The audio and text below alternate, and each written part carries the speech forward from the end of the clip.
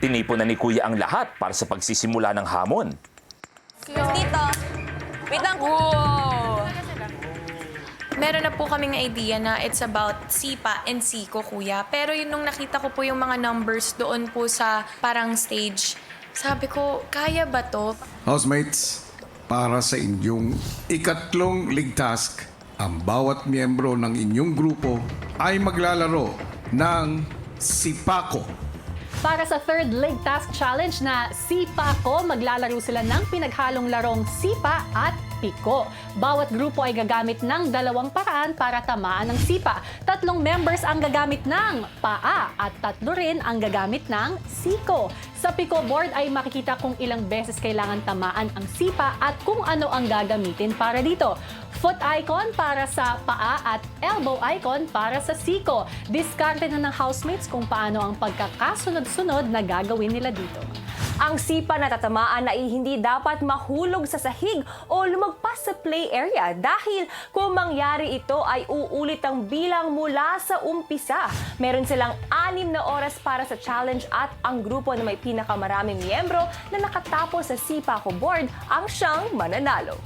Ang rank 1 magkakaroon ng 30 points, habang ang rank 2 ay magkakaroon ng 20 points, at ang magiging rank 3 ay magkakaroon ng 10 points. Kaya naman, good luck, housemates! Nagsimula ng mag-usap ng kanilang diskarte ang bawat grupo. So, ang pinakamarami sa Siko, 30. Pag natapos ko yung 10, I can't do it in the next one. Bawal na. Bawal na mag-usap. Okay, so we're gonna go for the easiest to hard. Yeah. You wanna do the hardest first? No. Because we need to warm up. We need to warm up. Okay. An easy is guaranteed points. Doon po sa diskarte, kuya, aaminin ko po na mas nakinig ako more doon sa opinion po ng bawat mga kagrupo ko. Mostly po kay Joaquin, Miguel, and Inigo. Sila po yung mas sanay when it comes to Sipa and Siko. So I'm confident. So, Ilas, gusto niyo, ihuli na natin. Huliin natin 30. Huliin na natin 30.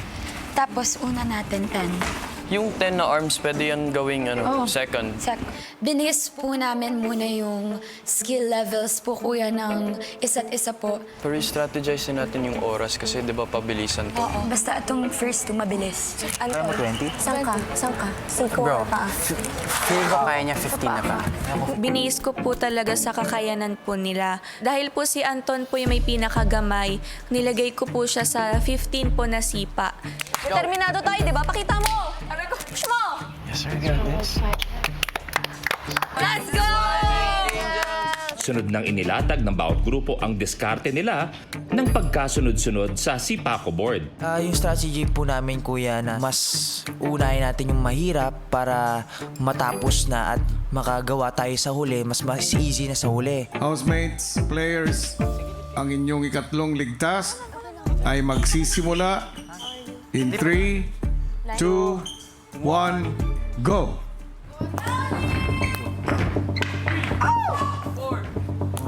Ang inuna po namin si Fred. Kasi alam po namin na mabilis po talaga siya.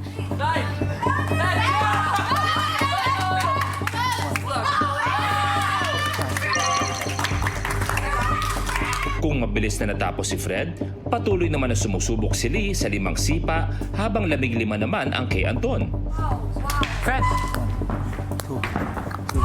Sabi ko, kaya ko naman mag-15. 10.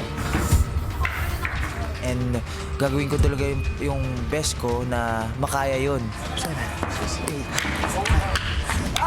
Okay lang. Kaya yan. Sinabi ko talaga sa sarili ko, sinabi ko sa grupo ko, kaya ko yung 15. Lee, corned beef mo, naghihintay. Katulad ni Anton, hirap pa rin si Lee na makumpleto ang 5 sipa. Habang si Clifford,